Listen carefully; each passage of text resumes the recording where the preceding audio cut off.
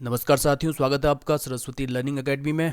आज 1 जून है और आज विश्व दुग्ध दिवस है। तो इस अवसर पर हम दुग्ध दिवस और दूध से संबंधित कुछ महत्वपूर्ण जानकारियों को देख लेते हैं। तो चलिए शुरू करते हैं। विश्व दुग्ध दिवस 1 जून को मनाया जाता है और इसको पहली बार मनाया गया था वर्ष 2001 में। वर्ष 2001 में पहली बार मनाया गया था और इसको संयुक्त राष्ट्र खाद्य एवं कृषि संगठन यानी फूड एंड एग्रीकल्चर ऑर्गेनाइजेशन इसको आयोजित करता है। उल्लेखनीय है कि भारत में राष्ट्रीय दुग्ध दिवस 26 नवंबर को मनाया जाता है। राष्ट्रीय दुग्ध दिवस भारत में 26 नवंबर को मनाया जाता है। 26 नवंबर को डॉक्टर वर्गीज कुरियन का जन्म दिवस है। 26 नवंबर को भारत को दूध के मामले में विश्व में सर्वश्रेष्ठ स्थान पर ले जाने वाले डॉक्टर वर्गीज कुरियन का जन्म दिवस है। वर्गीज कुरियन को भारत में श्वेत क्रांति का जनक माना जाता है। और इसमें एक महत्वपूर्ण इंटरेस्टिंग कि डॉक्टर वर्गीज कुरियन श्वेत क्रांति के जनक हैं, लेकिन ये स्वयं दूध नहीं पीते थे। गुजरात में दुग्ध उत्पादन को बढ़ावा देने के लिए आणंद में सहकारी दुग्ध विपणन संघ की स्थापना की गई। आणंद में सहकारी दुग्ध विपणन संघ की स्थापना की गई। कई किसानों को जोड़कर उनकी आजीविका में महत्वपूर्ण भूमिका इसने निभाई है और इसने अपने दुग्ध उत्पादों का ब्रांड अमूल नाम से शुरू किया है। तो ये अमूल ब्रांड के संस्थापक डॉक्टर वर्गीज कुरियन। और अमूल से जुड़ी उपलब्धियों को देखते हुए तत्कालीन प्रधानमंत्री लाल बहादुर शास्त्री ने 1965 में इन्हें राष्ट्रीय डेयरी विकास बोर्ड का संस्थापक अध्यक्ष नियुक्त किया। तो जो राष्ट्रीय डेयरी विकास बोर्ड यानी national dairy development board NDDB जिसका मुख्यालय करनाल हरियाणा में है, इसका अध्यक्ष नियुक्त किया गया, संस्थापक अध्यक्ष 1965 में डॉक्टर वर्गीज कुरियन को। और इसके बाद NDDB के द्वारा ऑपरेशन फ्लड शुरू किया गया 1970 में। तो ये ऑपरेशन फ्लड किससे संबंधित है? तो ये दुग्ध उत्पादन से संबंधित है, दुग्ध उत्पादन को बढ़ावा देने से संबंधित है। ऑपरेशन फ्लड 1970 में इसको शुरू किया गया।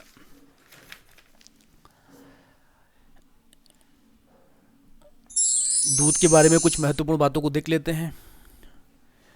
प्राणियों में दुग्ध शर्करा लैक्टोज का निर्माण में रक्त की ग्लूकोज और लैक्टिक अम्ल महत्वपूर्ण भूमिका निभाता है। यानी जो प्राणियों में दूध बनता है उसके निर्माण में रक्त में जो ग्लूकोज है और लैक्टिक अम्ल है ये प्रयुक्त होता है। दुग्ध स्रावण के लिए जो महत्वपूर्ण हार्मोन्स है इसको ऑक्सीटोसिन कहते हैं। ऑक्सीटोसिन कहते हैं, आपने सुना होगा कि पशुओं पर दूध को बढ़ाने के लिए इस हार्मोन का प्रयोग भी किया जाता है। अवैध तरीके से ऑक्सीटोसिन हार्मोन्स का प्रयोग किया जाता है। दूध की श्यानता होती है 1.5 से 2.5 सेंटीमीटर पॉइंट सेंटीपॉइंट।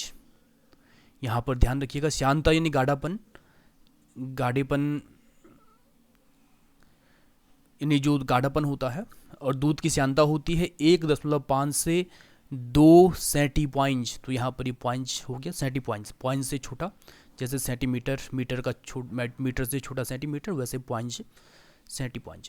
तो दूध की श्यानता होती है 1.5 से 2 सेंटीपॉइंट। और दूध का हिमांक यानी जिस ताप पर दूध जमने लगता है ये है 0.55 डिग्री सेल्सियस, यानी 0 से भी नीचे है, 0 से थोड़ा ऊपर है, 0.55 सेल्सियस सेंटीग्रेड। दूध में या घी में जो पीलापन होता है ये कैरोटीन के कारण होता है। कैरोटीन पीलापन होता है। दूध जो घी में जो महक आती है, आपने देसी घी में महक देखी होगी, अच्छी खुशबू आती है, ये महक आती है डाई एसिटिल के कारण, डाई एसिटिल। और दूध में 3 प्रकार की प्रोटीन पाई जाती है। दूध में प्रोटीन 3 प्रकार की, कैसीन सबसे महत्वपूर्ण सबसे ज़्यादा, इसके अलावा एल्ब्यूमिन और ग्लोब्यूलिन, ये 3 प्रोटीन दूध में पाई जाती हैं। सबसे महत्वपूर्ण केसीन प्रोटीन पाई जाती है और इस केसीन प्रोटीन के कारण ही दूध का रंग सफ़ेद होता है। दूध में जो शर्करा पाई जाती है, जो मिठास होती है, ये लैक्टोज के कारण होती है। लैक्टोज शर्करा पाई जाती है। दूध में मिठास लैक्टोज शर्करा के कारण पाई जाती है। दूध को लंबे समय तक बचाए रखने के लिए, लंबे समय तक चलाने के लिए उसका पाश्चुरीकरण किया जाता है। अगर आप दूध का पैकेट लेते हैं तो उस पर लिखा रहता है पाश्चुराइजेशन, पाश्चुराइज्ड मिल्क। तो ये लुई पाश्चर एक वैज्ञानिक हुए थे, इन्होंने इस विधि को खोजा था, इसलिए इसको इनके नाम पर पाश्चुराइजेशन कहते हैं। इसमें निश्चित तापक्रम पर और निश्चित समय तक दूध को गर्म करते हैं और फिर उसको तुरंत ठंडा कर लेते हैं। निश्चित तापक्रम पर निश्चित समय के लिए दूध को गर्म करते हैं और फिर तुरंत ठंडा करते हैं।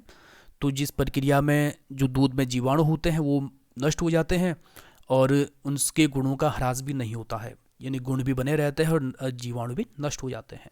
तो दो तरीके हैं पाश्चुराइजेशन के, दो तरीके हैं। पहला तरीका है लो टेम्परेचर होल्डिंग मेथड।